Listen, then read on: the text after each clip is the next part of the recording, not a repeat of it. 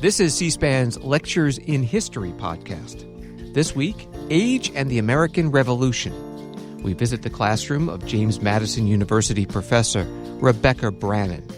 She debunks the myth that the Founding Fathers were all old men and describes how changes in perceptions of childhood led to a more child-centric family culture by the early 1800s. All right, welcome back to class. And as you know, all semester we've been talking about ideas about age and expectations about age, whether childhood is idealized or a time of work. Who gets to be an adult with that package of rights and responsibilities? What does it mean to have chronological age, something like you can drive at 16? But back in the earlier periods we've studied, you're not an adult until 21. What does that all mean? And we've also been talking about old age, right? What people's expectations were. And as you know, I've been researching old age. So today, I want to talk a little bit about what I've been doing, but I also want to put it in the perspective of childhood, because this semester we spent a lot of time thinking about each life stage and its expectations, but we haven't done a lot yet to try to put it together. So I thought I'd try to do that heavy lifting, and we talk about it in terms of the American Revolution. So the first thing a lot of people who haven't had this class say is, maybe they didn't even think about age at all. Maybe you're just making something up that we care about today that they didn't care about.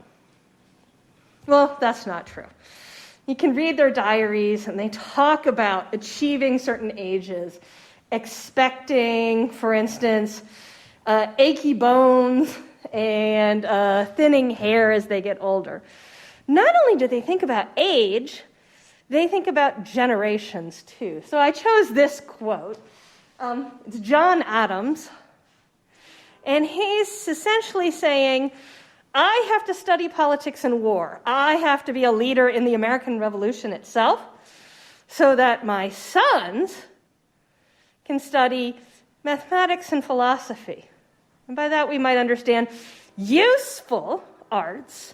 Mathematics, right, is both an intellectual endeavor and useful.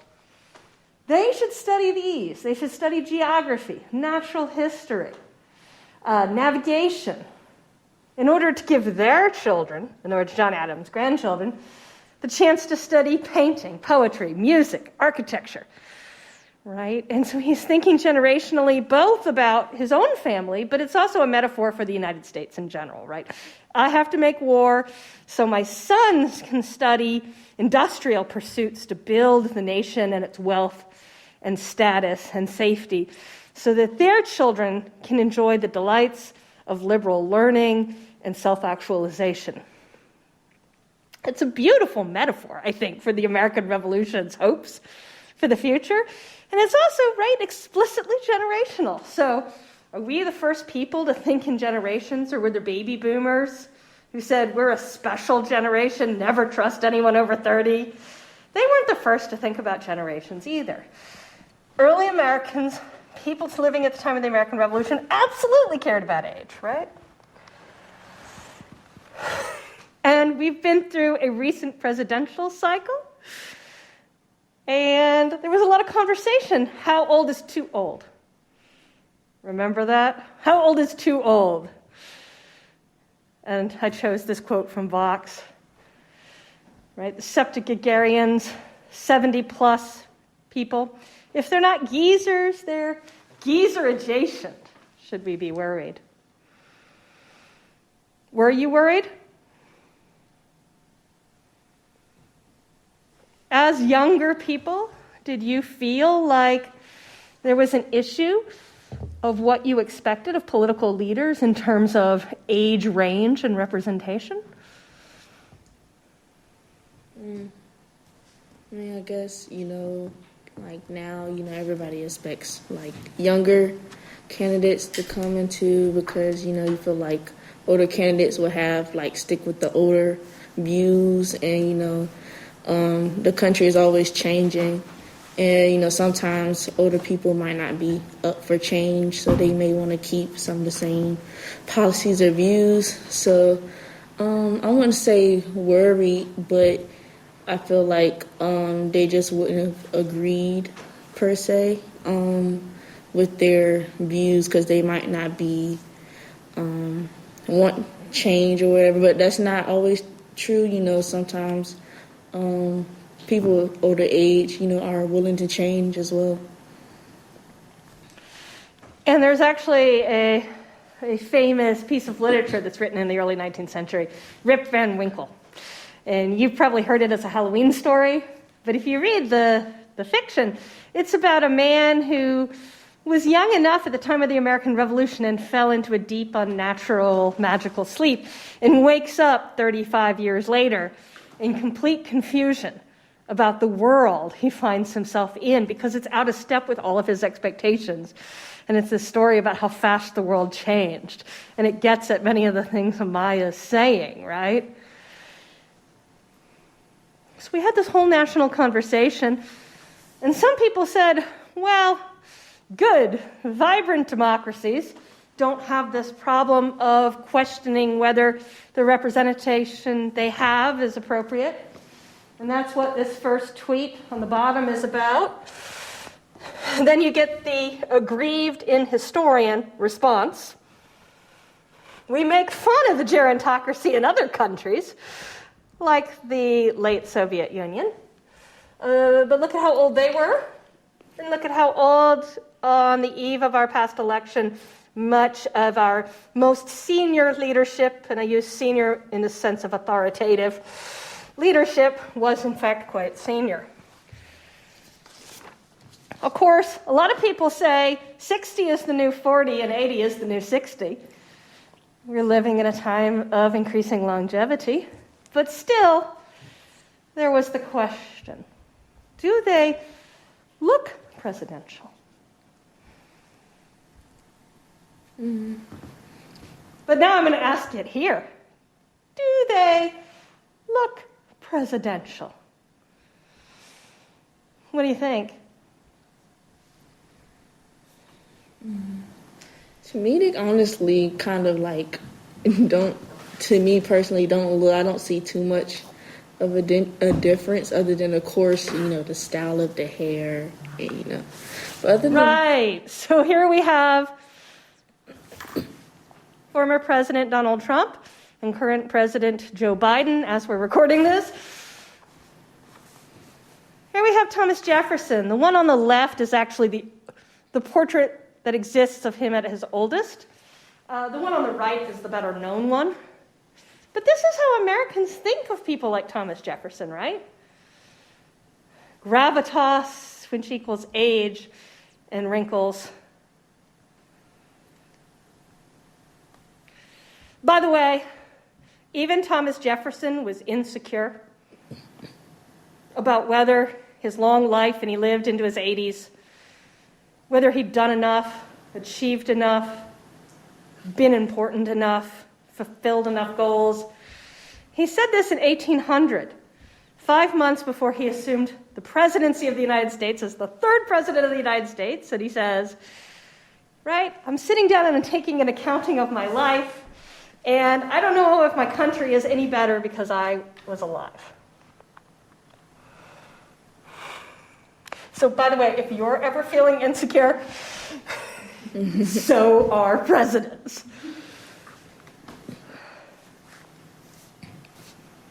This is taken from a life mask, which is literally, an artist did the simulation on the right on a computer simulation from a life mask, which is where they literally put plaster on your face and let it dry. It almost suffocated him to death, but he was sure that he was important enough that it was worth suffering to maintain his visage for posterity. And he's not the only one. Hopefully everyone recognizes this one. Who is it? George Washington. It's actually, if you look closely, it's the same portrait. I've got the original portrait on the left, and I've got the sort of close-up of his face on the right. Does he look young and vigorous? He looks old. Mm-hmm. So I'd suggest this is what generations of Americans have thought the founders are. Really old men who somehow, because they were old, were virtuous, important leaders of our country. So much so that when we try to imagine them any other way, we have trouble. This is a particularly horrendous portrait, circa 1904, young Martha and George Washington. This artist is trying to imagine. We all laughed when we saw it. Why? Her waistline is so skinny. Well, I couldn't hear Amaya. So I was noticing her waistline, how it was just so thin, and like everything at the bottom is just bigger. Yeah, the proportions aren't even right. All of you did these great presentations on your research on Barbie. She kind of looks like she might topple over at any moment due to being anatomically incorrect. What about him? Does he look full of youthful mirth and joy? He looks like he has a baby face, but he also has gray hair too. But so it's kind of weird. And it was the tradition to sort of powder your hair at the time, the fashion, but still. Also the breeches. Mm-hmm. If that's what fun is, I don't think we're having any. So, generations of Americans have imagined it. But I'm going to tell you it's a completely distorted picture, and it's a distorted picture of what the revolution was and what it did. Nathan Loda was commissioned recently to make a portrait using that famous one of George Washington. And imagine George Washington as a young man. It hangs in Farmers and Distillers in D.C. And this is the portrait. George Washington as a young man. What is your take on it? What does it feel like to look at this? Well, for me, it just begs the question of what they defined as young, and young for the founding fathers. When you look back at the other picture, they're still portrayed as elderly people. They're still portrayed with their white hair, and they look very stiff. And yet in this one, you know, you're going back to what you would imagine maybe 20s or 30s as the age, where they don't have the white hair yet. They do look youthful, and they look kind of loose and ready to go. Yeah, I like that. Loose and ready to go. And you can see the bone structure in his face. The details in the arms.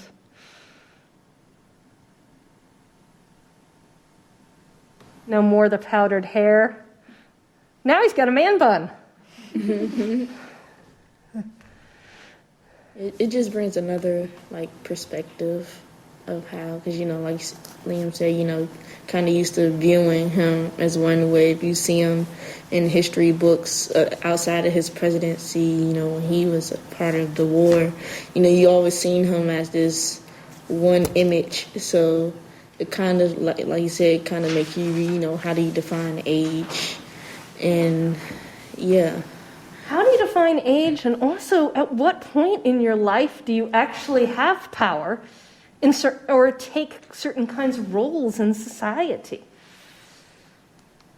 The thing is, most of the American revolutionaries were young. Even though we remember the founding fathers, certain ones of them as old, and they were taken years after the accomplishments that they became famous for, that made this nation. Look at how young some of these were. So these are how old they were at the time of the Declaration of Independence in 1776. You'll notice James Madison, who our university is named for, is basically an adult baby of 25.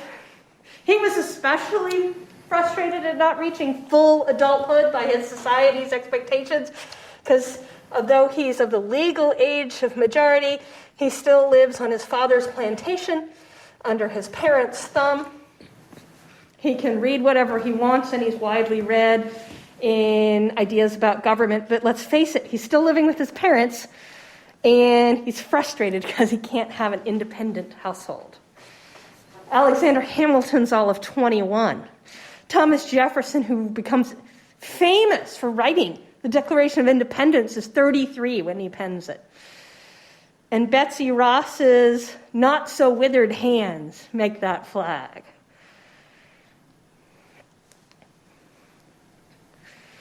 A few of them are what we might call middle-aged, but George Washington isn't an old man when he leads the Continental Army through an 8-year war. Paul Revere's 41 when he rides to warn people, the British are coming, the British are coming. Patrick Henry's not even 40 when he says, give me liberty or give me death. This is not an old man's revolution. This is a young man's revolution. There's only one old man in the bunch. Benjamin Franklin, the great-grandfather of the American Revolution. He likes to play up his age sometimes. After a particularly important political meeting, he looks at the sun ornament on a chair and says, I used to wonder whether this was a rising sun or a setting sun, but now I am reassured this is the rising sun of America. So we have this vision that the American Revolution is this stately process, I think, because all we look at is images of people who seem stately. But that's not who they actually were. So this is a group of history majors and medical humanities minors. How many of you have studied a revolution other than the American Revolution? Were those revolutions mostly senior citizens? What do we know about revolutions? Who leads them and who supports them? Emma, you're sort of thinking it through. Younger people in general. Younger people. And that the Iranian Revolution, the 20th century revolution, people have often pointed to how young Iranian society was. The French Revolution, the Russian Revolution. Maybe our revolution's not so different. Maybe we are misunderstanding how social change happens and how our nation was actually founded. So I ask you, what would the founders really think? And the answer is they're young. This is a young person's revolution with some middle-aged people along for the ride. And I'm going to tell you that actually they were living through a time when there was an incredible burgeoning population of children who were becoming young adults at the very time the revolution breaks out. So we're going to detour for a moment because I want to show you, I promise there's a point here, I want to show you a little bit more about childhood at the time because it's changing through the 18th century. People's expectations and ideas about old age are changing. And I'm going to show you some figures because here's the take-home message. There's a big demographic transition happening, and it's part of what helps drive the revolution. And we're living at a time of another demographic transition where we're asking questions about what's the relationship between our expectations of childhood and how many actual living, breathing children we have, and our expectations of the contributions of older people and what their life possibilities are, and how many living, breathing, older people we have in the population. So, before roughly the 18th century, if you look at portraiture of children, and remember this is all formal portraiture, right? It's expensive. It's most people are only painted once in their lifetime in their finest clothes, so it's rare to find portraits of children. They're especially elite because they're going to be painted again as adults. You see very stiff, formal portraiture. And that fits with what we've been learning, right? Because what matters about a person earlier, their status matters more than their age, right? You can be a 6-year-old king, and your status trumps the fact that you're 6. And at some level, everybody understands you can't possibly actually be a functional king, so they appoint a regent. But still, you're the king at 6, if blood lineage and fate led you to that moment. Status trumps age. That's changing in the 18th century. And with it, I would say, is a more romanticized, sentimentalized version of childhood. Can you see it in these photos? Sorry, not photos, paintings. Do you see it in these paintings? What are these paintings telling you?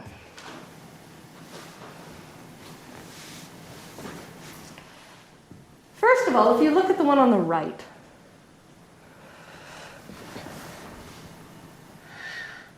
she is wearing beautiful clothes, right? And they don't look comfortable to us. But she's somewhere between a mini adult in her dress and a child. But what is she doing?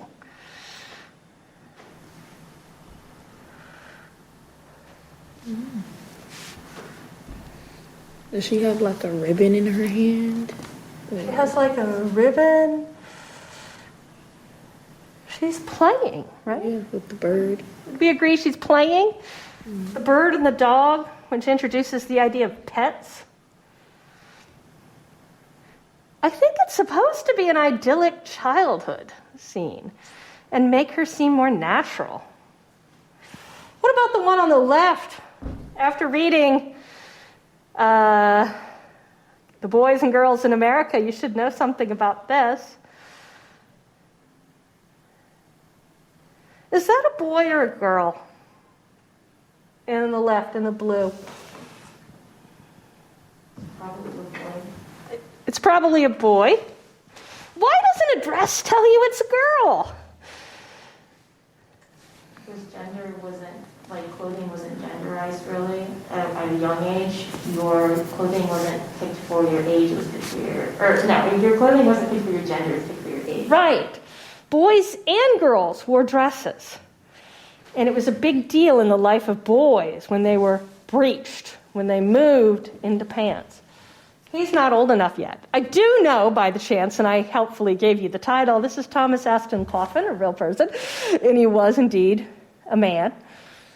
He actually lives through the American Revolution. The story gets better. He becomes a loyalist, resists the revolution, and has to flee to what's today Canada. And there's actually a little plaque to him in part of the historic section of Quebec City, in what was the 18th century part of the town. There he is, playing in his dress, because he's too young to wear breeches. He too is supposed to be a sentimental child, I think. So, in what some of us may call the bad old days, most women before about 1750 in what becomes the United States, black women, white women, free women, enslaved women, all practice heightened natural fertility. They all conceive at least 9 times in many cases, including early miscarriages. They can expect to still be having young children in their 30s and 40s. Many New England moms in particular, but all of them can expect by 1750 that you could have an oldest daughter marrying and having her first child at the same time you're giving birth to a child who's one of your later children. That you could be helping raise your youngest children and your grandchildren simultaneously and have a lot of children in between. They celebrate fertility. And part of the rationale is they celebrate the ideal of fertility, period. You should people the nation. But part of it is, if you look at life expectancy at birth in the 18th century, it's horrible. Right? Children die all the time. They die of all kinds of infectious diseases. In order to be sure that you will have some adult children, You have to have more children than you can reasonably expect to have lived to adulthood. They also still see children in an agricultural society as contributing to the family's overall purse. So, right, get them out in the fields, make them work. And they hold on to the family wealth to manipulate their children as they grow up. Chronological age, as we discussed with James Madison, doesn't mean you get to move out on your own and tell your parents to take a hike. You have an apartment now. Right? You got to hang on until you can get enough land from them to be independent. But around 1750, things start to change. Life expectancy had been gradually climbing for children, and married people around the time of the American Revolution start to practice birth control. And remember, they don't have a hormonal birth control pill they can just swallow every day. You can't put something in your arm and leave it for 5 years. They know about condoms, but they don't really use them. They're considered something that only prostitutes use. They find other ways, men and women together, to control how many children they have. But you see it, and it's dramatic. And I'm going to show you in a minute. The birth rates start to fall around the time of the American Revolution. The highest birth rates in American history come about 1750. Now, who wants to do the math? 1750 to 1776. A whole bunch of restive 16-year-olds in the biggest baby boom yet in a youthful society are looking to come of age at the time the revolution breaks out. But behind them will come a baby bust, because women will sit up one day and say, I believe in these Enlightenment values at the heart of the revolution that we're all imbibing, that all of us are, if not truly equal, valuable, that our time is valuable. Why should I just be a baby-making machine? Maybe I want to have my children young, be done by 35, which is what they actually do, for a bunch of reasons, and treasure my life as well as my children's. And you can see it playing out.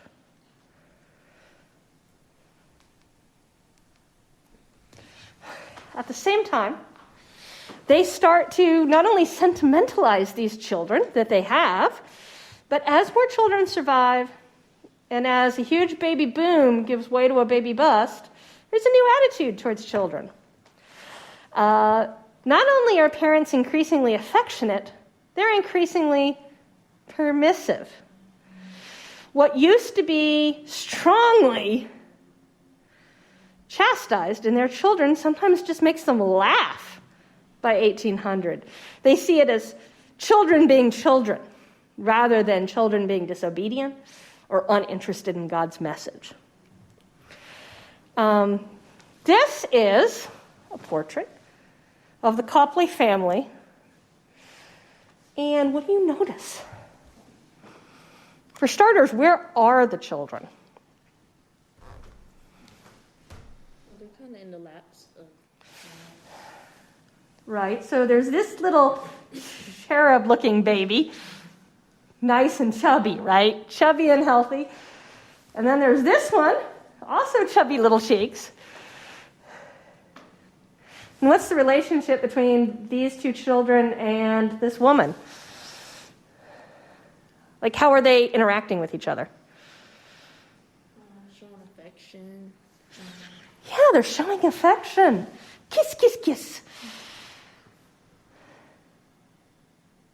If you change the clothes, could this be a photograph? If you just took them, could this be a photograph of a mother and her kid today? I'm going to give you a kiss. Yeah. You would not have seen anything like this before, right? This is the sentimental, affectionate family. The emphasis is on the love and connection. Even this child, who is old enough, by the way, to definitely be a girl in a dress. Now what's going on here? Oh, there's another delightful little chubby baby. But what's her relationship with him? It's just like she kind of play or gain attention, but he's kind of like serious. He's holding her, so he's not dropping her, right? And you can see both arms, but he's looking seriously at the painter. She, however, thinks that he should play with her.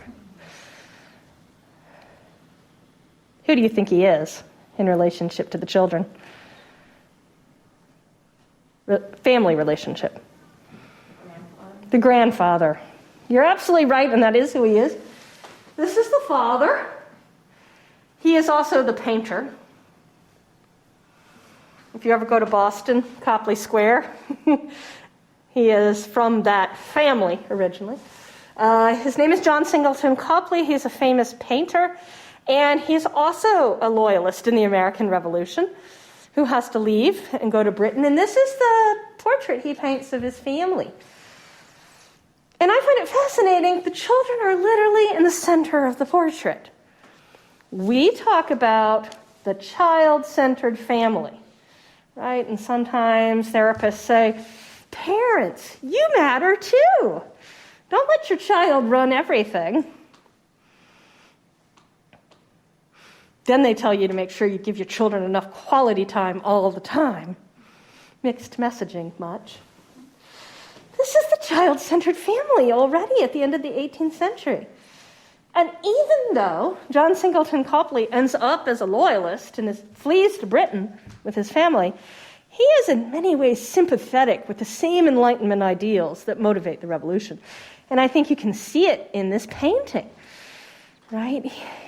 This is the vision of how children fit into the family, how children and childhood should be nurtured as an ideal time in life. A natural time. These children are supposed to be more naturalistic.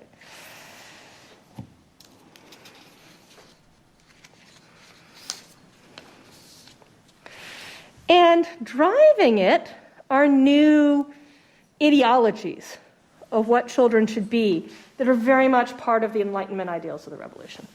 So if you look at the bottom of this screen, John Locke, right, who gives us ideas like the consent of the governed, which is at the heart of the Declaration of Independence, and is at the heart of our ideals of the Constitution, that we, the people, in order to form a more perfect union, give our consent to our elected government. He has an idea about children, too. Children are just a tabula rasa, a blank slate. And their parents, right, would write on them through carefully thought out, planned out child rearing to craft and shape their children into the right kind of adult. For those of you who think of today's debate on nature versus nurture, right, this is the nurture debate. This idea is that children are 100% nurture. You can shape them any way you want. By the way, I'm the parent of young children. No way, right? No way. There are things I definitely can't make my children do, and I cannot change them. But then I live in a different time with different ideology. So I asked this question: what modern theories of child rearing did your parents have to shape you into the kind of adults who are going to get into JMU and show up to classes without your mother or father getting you out of bed and making you come?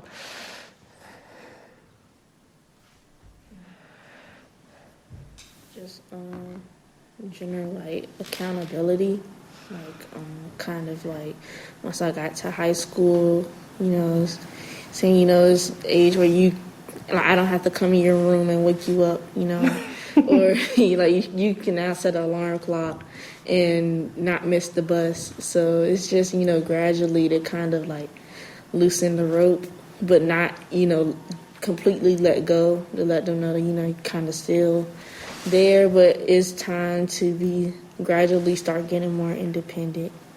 Absolutely. And who wants to help Amaya out? Because she's been doing a lot of the heavy lifting so far in this class. Liam has also spoken. I'll give you credit. I personally, my parents, or my mom, she would, wake me up every morning, even in high school, and, make me breakfast and lunch. So I was, so worried about coming to college because I was, I've been relying on it so much, but I guess you gotta figure it out. Do your parents value independence in you? Did they value it when you were younger? Right. Logically, if you're going to have an independent 18-year-old, and we've talked about this, right? Remember Paula Fass's arguments about American parents for centuries have privileged independence. Our children should grow up to be independent beings. So how do you do that? You give them more and more independence at a young age. You turn them loose. You give up power and control so that your children can take independent power and control. And you hope for the best. And remember, we've read now more and more American parents are doubting whether that's the right strategy. So you've heard of helicopter parents, the pejorative term for parents who come and fix all the problems, such that we now realize the psychological effect of this is that children come to believe they can't solve any of their problems on their own, and their parents don't trust them. Why should they trust themselves? They can't be efficacious in the world. Turns out to have a serious downside, right? And then we have the name Black Hawk parents, parents who take helicopter parenting and times 10, right? And they Black Hawk down at the least sign of trouble and, Uzi everyone and then survey the damage. We have ideas about child rearing, they have ideas about child rearing, and it's this very Enlightenment ideal. We have some children, we don't have as many anymore, but we raise them to be naturalistic and in line with their own take on the world, and we give them a lot of independence, and we wish for the best. And I told you, I'd prove to you there's a demographic transition. So here we see various lines for American or United States populations. Notice they're all cresting around 1760. We're now less than 2 decades away from the American Revolution. And then look at how they start to fall precipitously. In every group except Black Americans, who crest later. Now remember that while not all of those people are enslaved, a huge percentage of them are enslaved, and their reproductive lives are not entirely in their control. So why that might not change as fast makes sense to us when we realize that masters often promote the forced fertility of Black women because they see it as a net profit. Another way of putting this is everybody who has a good amount of control over their own fertility, together, rural, urban, start to peak around 1760 and fall dramatically. So we've got a baby boom followed by a baby bust, and lo and behold, that last generation of the baby boom, they're revolutionaries. Right? They're restive, they cause a revolution, they're young, they have young leaders. This isn't some old folks revolution. And then there's a baby bust, and society goes through a demographic transition. So what happens after you have the youthquake, right? The young revolution. Well, first of all, Americans talk about their own country as the infant republic or the young republic. You do a word searches for, you see it everywhere. Just before I put this together, I did a word search in the Founders Online, which is the Library of Congress, has this huge free resource where they've digitized and typed up all of the Founding Fathers' letters. It's a huge database. Type in infant republic and you get a hit from Alexander Hamilton, George Washington, John Adams, Thomas Jefferson. Type in young republic and you get like 9,000 hits. This is a French image celebrating the American Revolution from the early 1780s. And how do they portray America?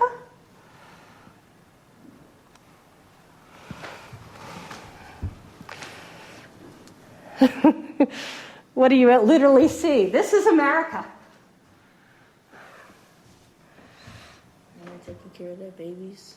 Right, she's suckling. They would have said suckling. We would say nursing her babies, literally. She's supposed to be America. What I think why some of you are quiet is because you're uncomfortable figuring out what to say about this image. Is that fair?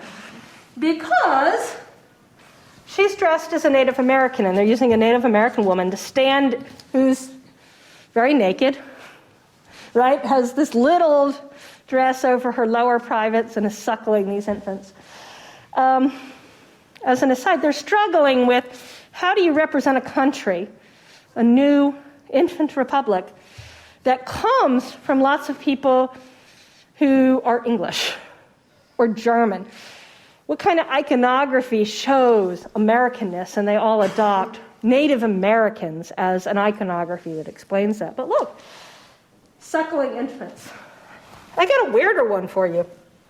This one.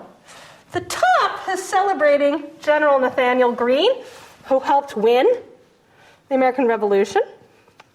He was commander in the South. But what's that thing on the bottom? I made it easier for you. This is what's at the bottom.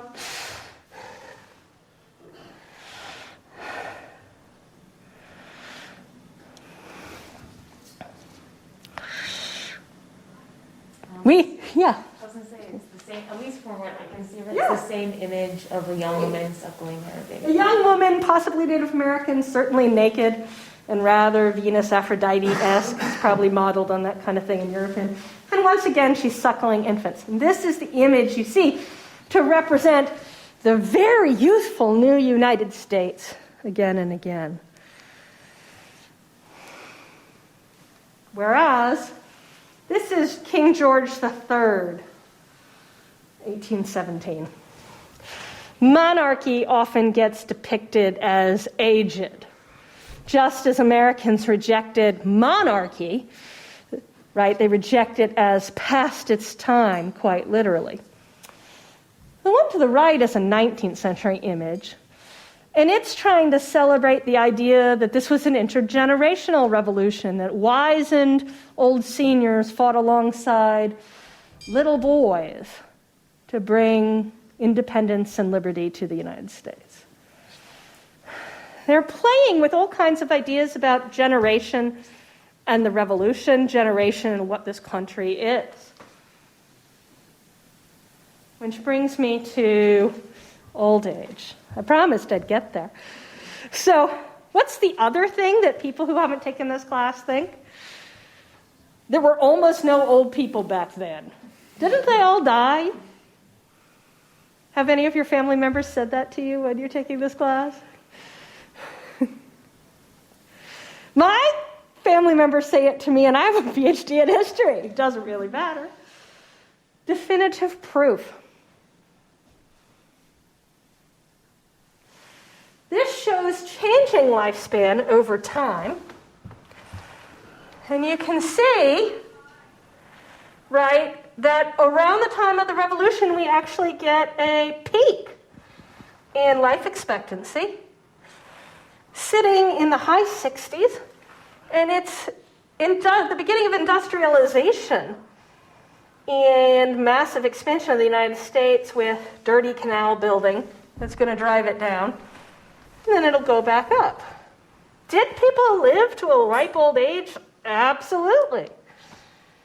Here's another way to show it. I know this is a really busy looking graph, but it's showing you the average age at death for what we would call little micro cohorts. But you can see they're all clustering here around 70 to 75.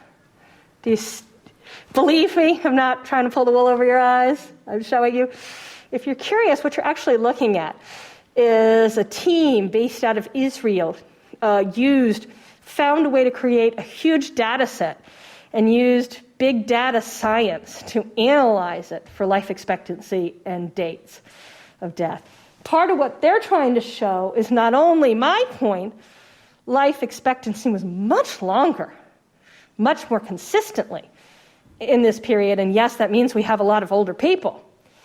But they're trying to show that micro changes over time could change how long you lived based on conditions when you're relatively young. So we come back to our first president, George Washington, and our vision of him as an old man. And we come back to the question of who looks presidential and why. That's been so relevant recently. So, were they old when they became president? I'll tell you, 60 is considered the beginning of old age in the 18th century. Cotton Mather said it. Lots of other people say in their diary as they reach their late 50s, "Oh, I'm cresting the hill and I can see the valley sweeping out below me." Look at when they take the presidency. Would we properly call these old men, or would we properly call them something else? I helpfully have their age at death, too, so you can tell how long they live after first assuming the presidency. I think nowadays we would say, especially with the age of assuming presidency, with like late 50s, early 60s, it might be like maybe later middle age, but still kind of middle age, not necessarily like old. Like, because when they die, that's considered old, I guess. Right, yeah. So 90 is still a very good life expectancy. It is, by the way, greater than the average life expectancy for men or women who reach age 65 today. While it's not unheard of to see 90-year-olds, it's still rare. But look, Jefferson and Madison both live into their 80s. George Washington looks like an early dyer here, which he's intensely afraid of, by the way, because he's still the most long-lived man in his family, and he keeps this in his records, right? I've now passed the age when this relative died. Now I've passed the age where this relative died, and then finally, I've now outlived all the men in my family. And he's like, my time is coming soon.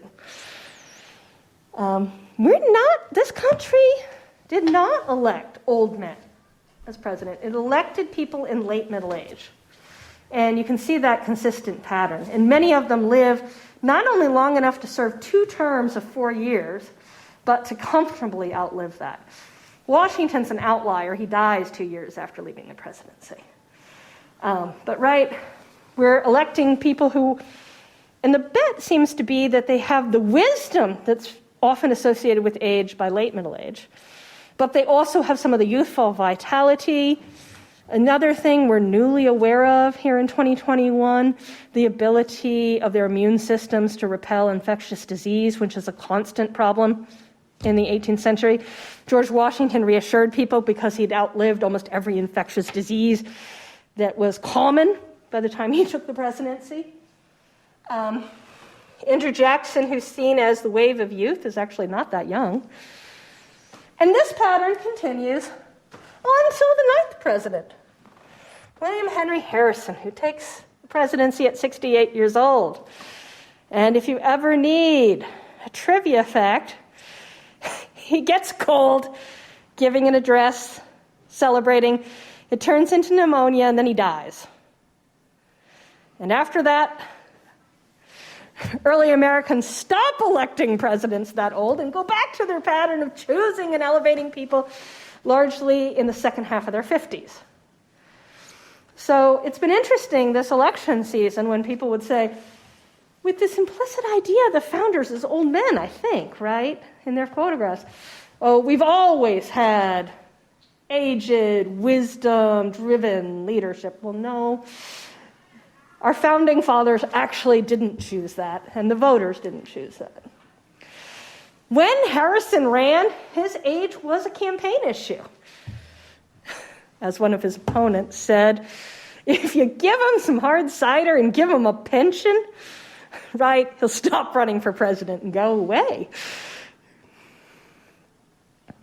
Did they care about age? Yes. Did they worry that some people were too old for political office, let alone responsibility? Yes. So we have founders with very mixed ideas about old age, even as they get old. They're obsessed with longevity. The image on the left is one of many books that would give you prescriptions for how to live a healthy and long life. I chose this one because it was widely reprinted in the colonies and then the new United States. It was in the library of many early Americans. It was widely read. They're obsessed in some ways, just like some people are obsessed now. However, humorously, they don't agree on what you should do. There are prescriptions for diet. Maybe you should eat and drink abstemiously, not too much rich food, or too much food in general, what we would call calorie limitation. And there are some I've read, and I've read many of these, that look like prescriptions for just moderate eating, what we would say. There are others that to me read very much like calorie limitation. I haven't tried to quantify exactly how much. But as you may know, there have been studies that if you limit the calories of mice, poor lab mice, right? People do all this stuff to them. If you limit their calories and you give them 1/3 less than their daily required calories, it does improve the lifespan. They do live longer.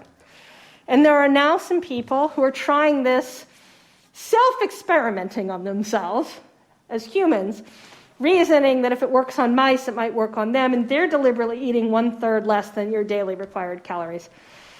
And there are pictures of them, videos of them measuring every morsel. And these aren't just the people on keto diets, right? These are the people who are like, I'm going to practice extreme calorie limitation for years in the hope that it will improve my lifespan. Others suggest you shouldn't drink too much.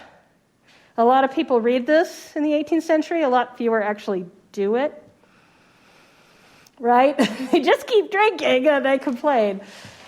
And then there's ones, and this is my favorite example, maybe bathing or particular rituals will keep you alive a long time. So Benjamin Franklin takes an air bath every day where he gets naked and sits with all the windows open for at least 30 minutes, and he calls it his air bath. But he also says you should plunge your feet into hot water every day, and that will help give you a long life. Thomas Jefferson, on the other hand, insists that you should plunge your feet into cold water every day, and he does that, and that'll give you a long life. By the way, it can't possibly be both, can it? And that'll show you the sort of haphazard, hopeful nature of these kinds of recommendations. They monitor themselves and understand themselves as old men and associate that with a raft of characteristics, some of which they think are good and many of which they want to avoid. So here's Benjamin Franklin again, and this is a quote from the beginning of his autobiography. And he essentially says, "You'll excuse me for writing an autobiography."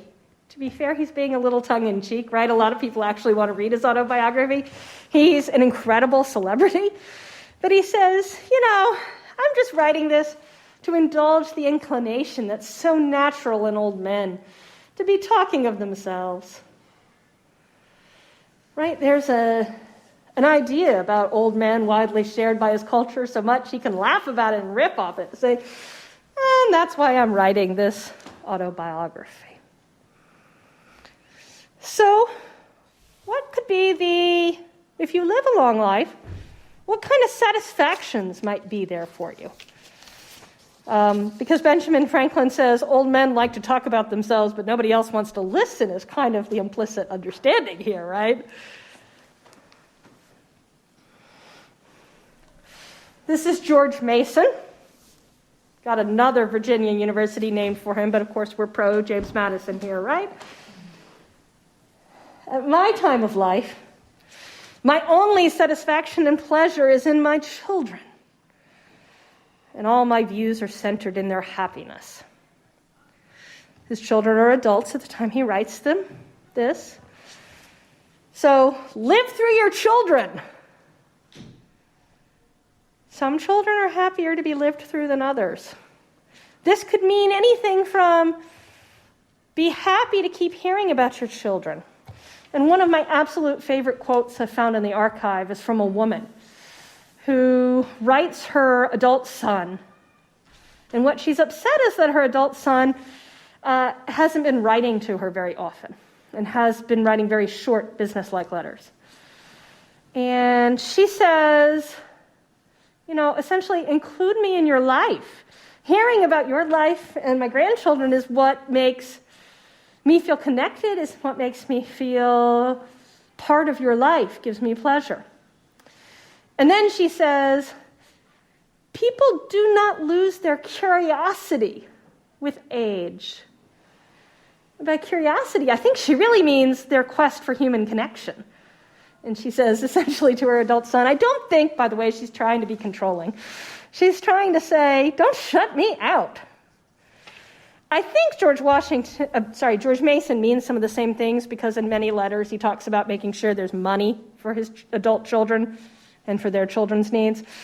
But this could be a double-edged sword, we could agree, right? And it's kind of an uncomfortable counterpoint to what we've been saying about how much Americans, at least before the last 30 years, valued independence in their children. He values it, but he's got to think about his children all the time. John Adams and Thomas Jefferson say, maybe the greatest joy in old age is grandchildren. That should sound familiar too, right? And you get this beautiful sentiment, and they're sharing with each other. 1817, late in life, you and I have had children and grandchildren and great-grandchildren, and although sometimes it's trying to have children, John Adams had a son who died of alcoholism. He had a daughter who died of breast cancer. He had another son who became president. So a very mixed bag. Thomas Jefferson had a daughter who died young, in early adulthood. Thomas Jefferson had another daughter whose marriage failed, and she moved home with him to get away from her husband. Right? And so they're thinking, children, you can live through them, but you have to live with their disappointments. They give us anxiety, often vexation, and sometimes humiliation. Yet it has been cheering to have them hovering about us. So there's something not only about knowing you have children and grandchildren, but having daily contact with people who are younger than you and who care about you. That's kind of how I'd read that. And I verily believe they have contributed largely to keep us alive. We can get upset about this part. He even goes on in another letter to say, poor James Madison.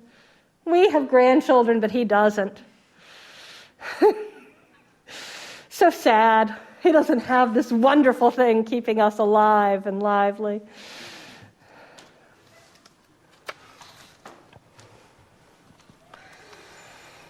They even start to become afraid of new things, like dementia, or what John Adams calls dying at the top. And let's face it, Alzheimer's is one of the most feared diseases. Dying of heart disease isn't actually that much fun either. And it's wrenching for those who love you.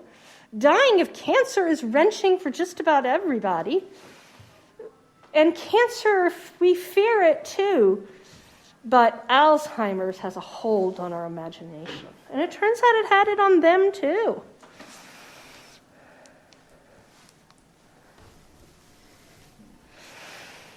So much so that they sometimes say it would be better to be dead than to be living with dementia. This is two brothers writing to each other about their father in his 90s. And what one says is, if you're a friend to him, if you care about him, you can't wish for a continuance of this existence. Another place, Thomas Jefferson calls it no better than the life of a cabbage. And how many times have we heard people today talk about they're just vegetables? especially in debates about preserving life through technological means we have now. That idea has a long history, and you see it popping up in the American Revolution. I don't actually see this much before 1750. And then I start to see it exploding among Enlightenment thinkers. This idea that life is wonderful, long life is wonderful, but it's not worth it with dementia. That they privilege the mind, right? They say Enlightenment men should be learned people, constantly reading, and if you can't do that, what good are you? And so something that is on one hand so life-affirming, so liberal, and by that I mean little L liberal, the liberal tradition, can also be so anti-human and so devastating. Even Thomas Jefferson hops on the train. This is one of his friends writing to him about a shared acquaintance and sort of making fun of, I visited him and he's out of his mind. He's so forgetful that all he can do is play games that children play. Well, great. How many of you were thinking, well, don't bother visiting me? You feel that way about me. Don't come back. And last, but certainly not least, they're obsessed with their own legacies. And there's some sense that this is universal too. That there's research today that people who make it to about 70, which means in American contemporary lifespan, likelihoods, probabilities, they have another 10 to 15 years to go, begin to think about how to craft a legacy that will outlive them. It's a sense of dealing with our own oncoming but not yet imminent mortality. Now, not all people are going to have a legacy like the founders, right?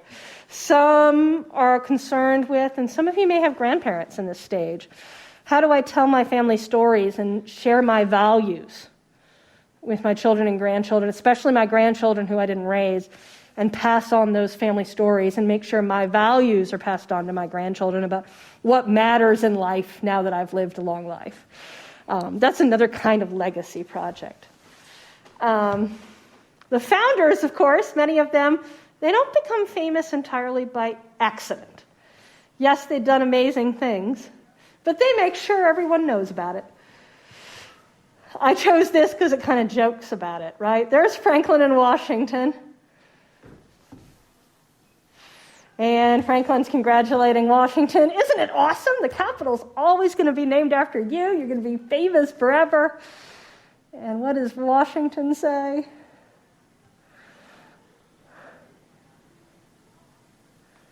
Mixed blessing, right?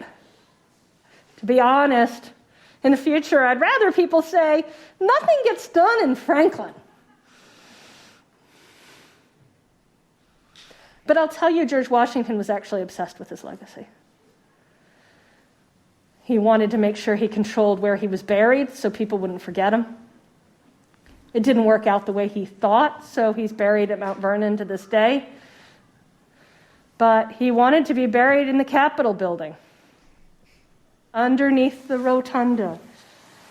You know who's buried in official, beautiful buildings? Kings and queens. If you go to Europe, right, and you go to the big cathedral, who's under all the floorboards? Kings and queens and occasionally poets. And that's what Washington saw. He said the rotunda, he thought, is sort of our secular cathedral of the vision of our revolution, and that's where I want my body.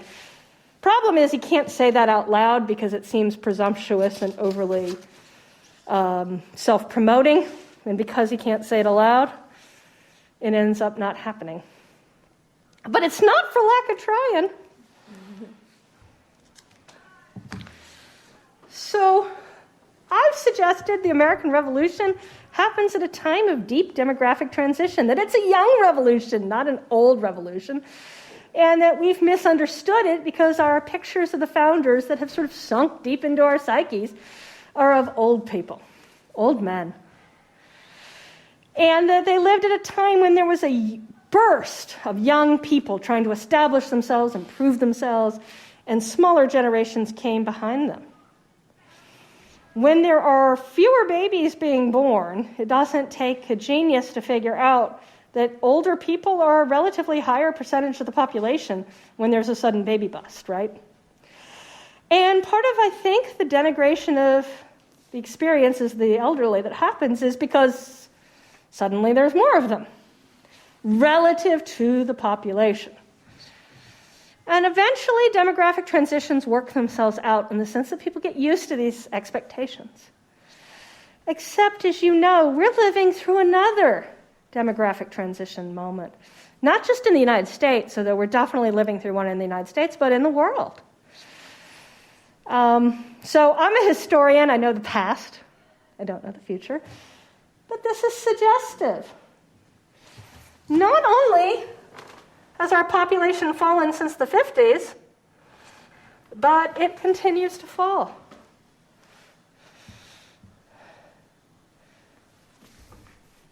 What's an ideal family size for lots of Americans? How many children? I'm not going to put you on the spot, but how many children seems ideal to a lot of Americans today? Say 2 or 3. 2, sometimes 3. The 2 seems right. The boy, the girl, the dog, the parents. You can buy a lot of decals for the back of the car with that.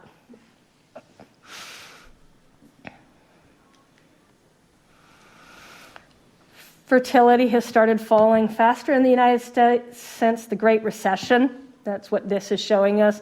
If you used fertility trends even right before the Great Recession, look at how many more babies there would be in the United States now. And as we know, and we're shooting this during COVID, some people who hadn't thought about it much said, oh, there'll be another baby boom because of COVID, because all those bored couples will be stuck at home procreating. Not how it's happening. First of all, the joke among parents was maybe, but only for parents of first children. Everybody else stuck at home with small children was like, oh, don't add another thing to my plate, right? But also, as this suggests, do people have lots of babies during uncertain economic times? And the answer is no. The Great Depression was another great baby bust in American history. People with any control over their fertility generally don't bring children into this world who they're not sure whether they can support them. Babies starved to death in the Great Depression, right? There was a reason people were terrified. Thankfully, not all of us are in quite as bad a situation as we were in the 1930s, but still, we're living through an accelerating baby bust, what may be a permanent change. And we're not the only ones. On the top right is a propaganda poster from China celebrating the one-child mandate. And so you see the 2 parents with 1 grandparent and 1 grandchild, symbolizing a nice, compact family structure. China has lifted the one-child policy, and they still can't get the birth rate up because a lot of people no longer desire more than 1 child or think it's possible for them to raise more than 1 child. And it's not just China. That's why I chose the stock photo at the bottom. Increasingly, people around the world sentimentalize and work to achieve the 1-child family. Even if an American still often think of the 2-child family, increasingly you see the 1-child family as the norm around the industrialized world. And here are some statistics about just how fast the Great Recession and now COVID has changed our future. So I bring it around to this at the end, right? The American Revolution isn't exactly what we think it is, because we've allowed portraiture and lazy assumptions to have us miss the reality that it was a youthful revolution. And it came out of a time of demographic transition. where the relative ratio of old to young was changing, when you had a bumper crop of restful youth, or what the Iranian government is currently terrified of today. Places with very youthful populations are often terrified of how to keep them employed and happy enough that they don't seek to change the fundamentals of society, aka a revolution. We're living through another demographic transition. We don't know what will change. I personally would prefer not to live through a violent revolution, but it's an open question, right? Demographic transitions can set off all kinds of consequences as things work themselves out. And here we are, and it seems both far ago and suddenly relevant again. Thank you, guys. And thank you for hanging in for an amazing semester.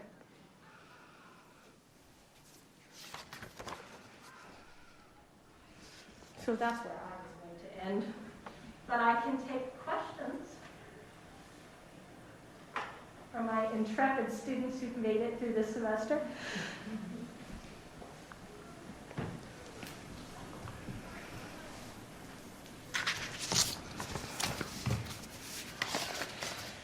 What do you think you're going to take away from this class in general?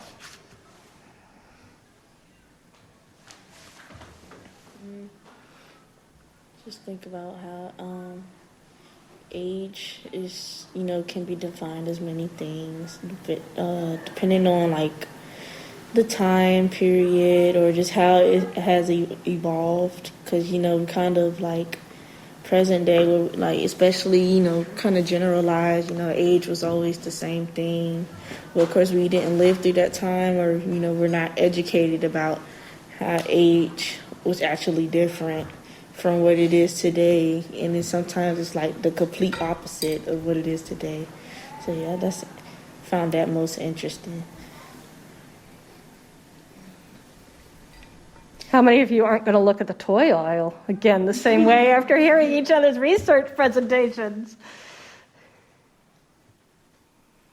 I think something that I found interesting was just how with age and people over time, we're all really have been the same. Like little kids in the early 1900s that still play like kids today. So I found that interesting. Yeah, thanks. Unfair question. Would you recommend this class to your friends? Yeah. Mm-hmm. Say, there's more than you think. It's more complicated than you think. Do you hear any phrases in the news or see things on TikTok and think about it differently now? Just run into something in culture?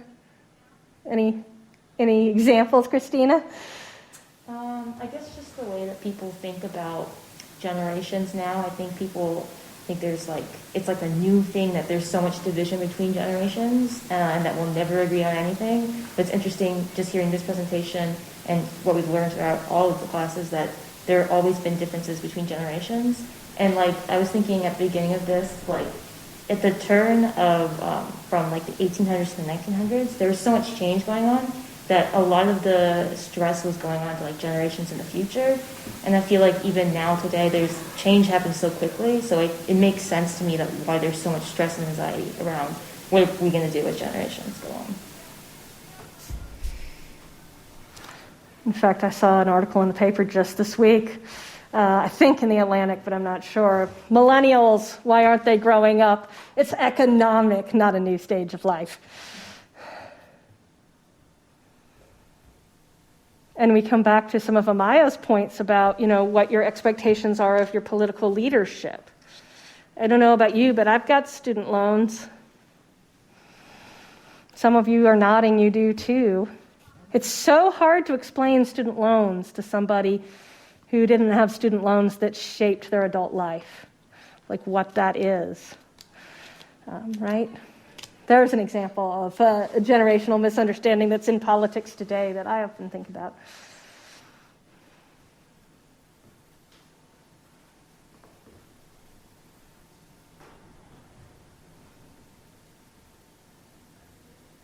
If there were one thing you wanted other people to take away from hearing this that you caught on to because you've had this class, what would it be?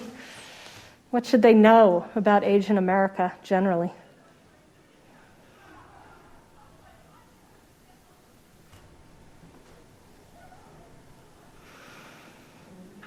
I guess I would say, actually this is one of the essay prompts, but age is not just a number.